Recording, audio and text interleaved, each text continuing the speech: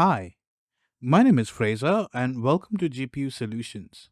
So today we have this Palit RTX 3080 Ti which is reported as not detected. So let's go ahead and troubleshoot and find out why exactly it's not getting detected. So probably something is missing and that's the cause of it. So let's find out what exactly is wrong with it. So the first thing you would ever do is measure the resistance to find out what exactly or if there's any short circuit. So before you even plug in the graphics card to the motherboard, it's important that you check the resistance for short circuits because if you plug in the GPU which has a short and it's going to blow up, it's going to burn up. So to start off, I always test the 12-volt PCIe and the 3.3 volt, and also the two 8 pins that's on the top. So on this card we have three, so I'm going to measure the resistance on all the three, just to make sure that we don't have any short circuits.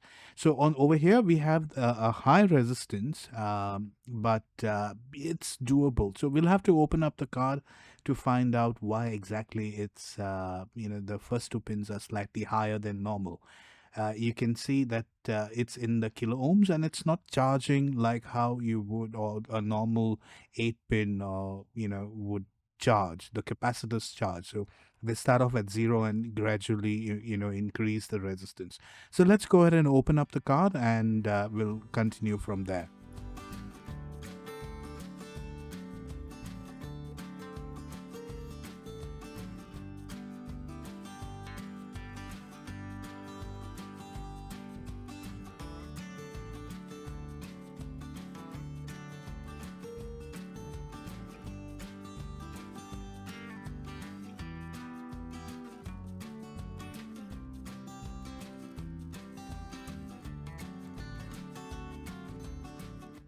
Okay, so we have the card completely opened up and we are going to check the resistances again. And always we start off with the 8 pin.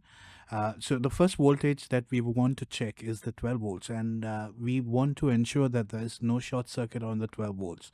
So over here we have three 8 pins which supply the 12 volts to this GPU. So we are going to measure the resistance on the shunt resistors here. The idea here is to ensure that we don't have any short circuits because that's the main cause, and mostly or most of the time you'll find short circuits on the 12 volts. Now you saw that on the 5 volts we have 320 ohms. You might wonder that that's low resistance, there might be a short, but no, that's normal. So then we check the 1.8 and we also check the PEX. Now, PEX, you might say that that's a short circuit, but no, that's normal. So we also have a 12 volt inductor that's at the back. So we're going to measure the resistance on that inductor as well. So we are going to eliminate everything or the main voltages that are coming in or that are required.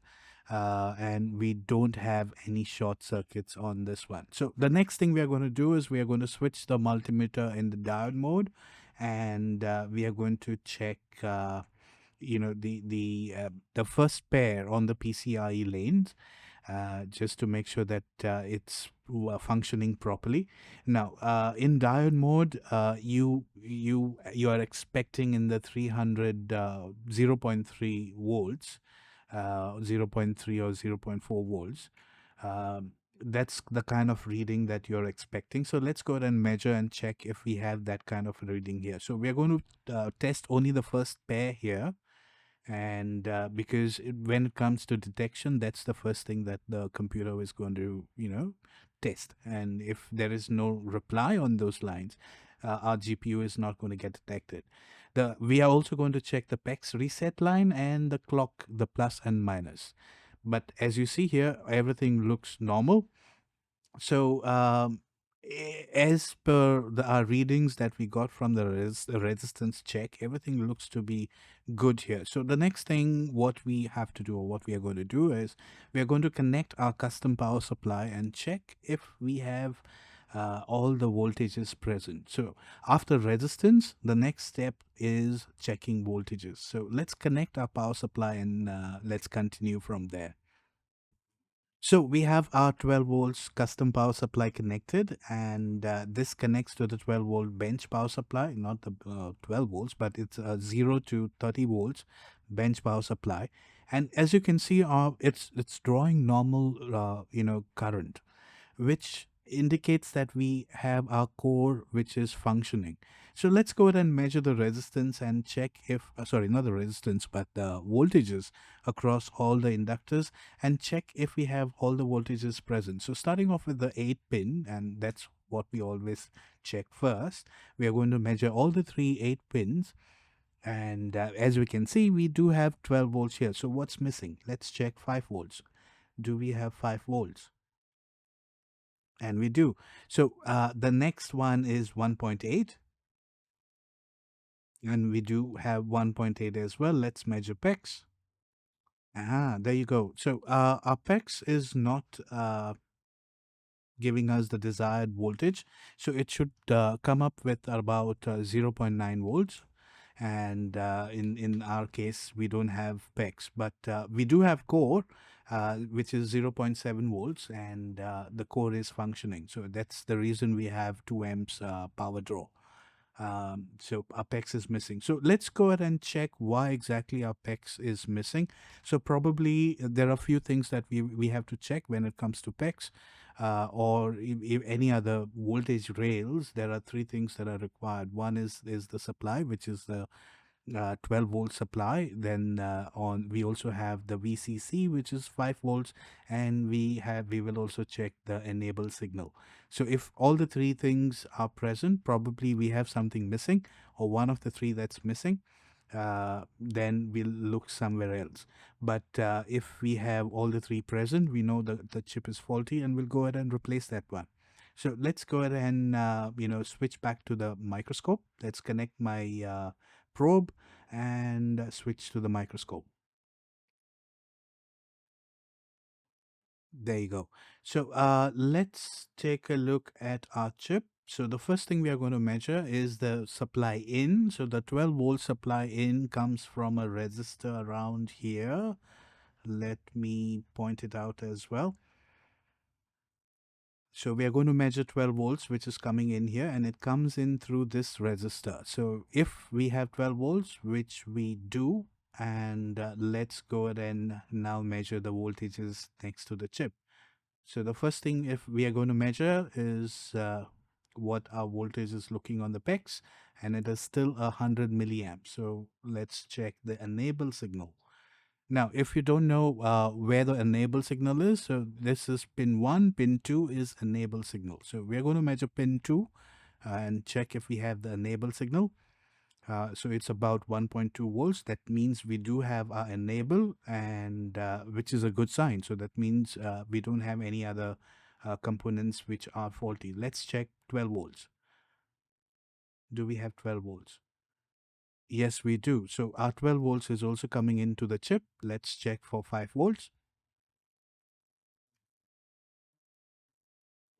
And we have 5 volts. So our 5 volts is present as well. Let's check over here. So this is the one that connects to the VCC. And we do have 5 volts coming in. So our chip is faulty. Let's go ahead and replace this chip. Now I don't have stock for this particular chip, so I'm going to take it from or borrow it from another donor board that I have, and I'm going to go ahead and just take it from there and install it. So let's prepare this board for the replacement, and let's continue from there. So I'm going to preheat the board at 120 degrees. So what that does, it makes it easier to lift this chip. And my hot air station is at 420 degrees with airflow at 60%. And let's remove this chip now.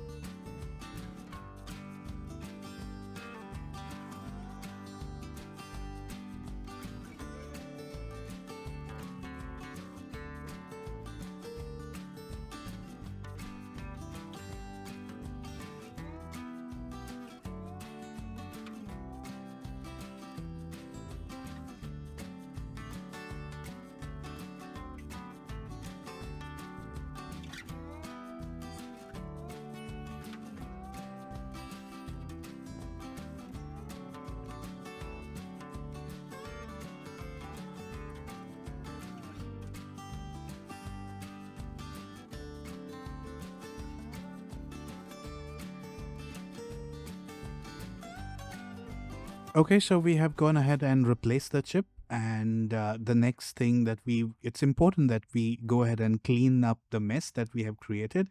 We don't want to leave any flux. So I'm going to use isopropyl alcohol. The one that I'm using is 99.9% isopropyl alcohol, and it's very effective against flux. So it's going to clean up. So the next, I also have a cloth, the magic cloth that I always use. Let's use that. And that's going to make sure that our board looks nice and clean. So we want to ensure that, when the next person, or in case if there's any other person that's working on it, he receives it as new. It shouldn't look messy or dirty. And yeah, that's how we would like to leave this board. Yep, there you go. So it looks nice and clean, and it's all looks brand new. Yeah. Okay, so I'm just going to wait for the board to cool down, and let's go ahead and do that.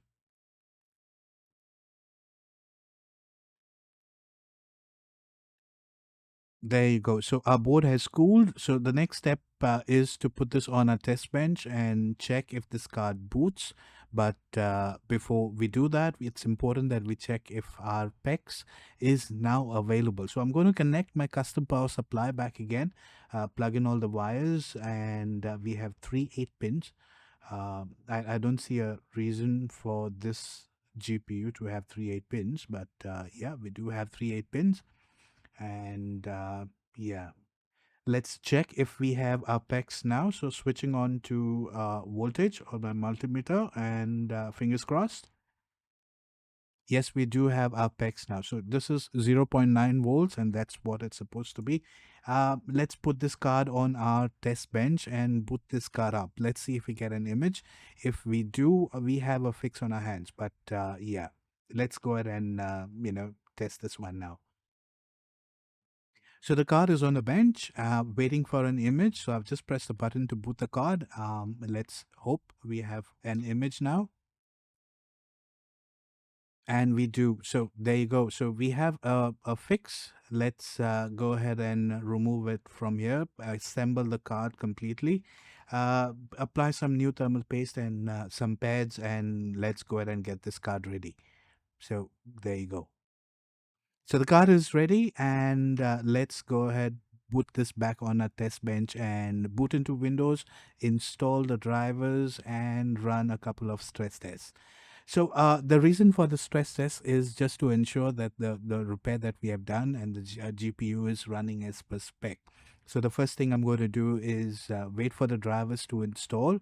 Once the drivers are installed, I will then go ahead and run the stress test. If the GPU is holding up, our repair is complete. If it crashes, probably we may have to look at what else is wrong with the card and troubleshoot accordingly. So I'm just waiting for the drivers to install. You can see that the drivers are now installing. There you go. It's all installed. And we are now going to run a stress test.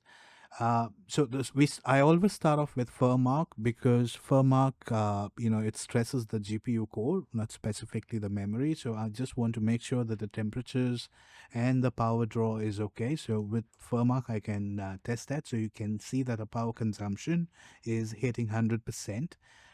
Which is good sign, and our GPU load is almost 99% or 96 to 99%, which is what we want.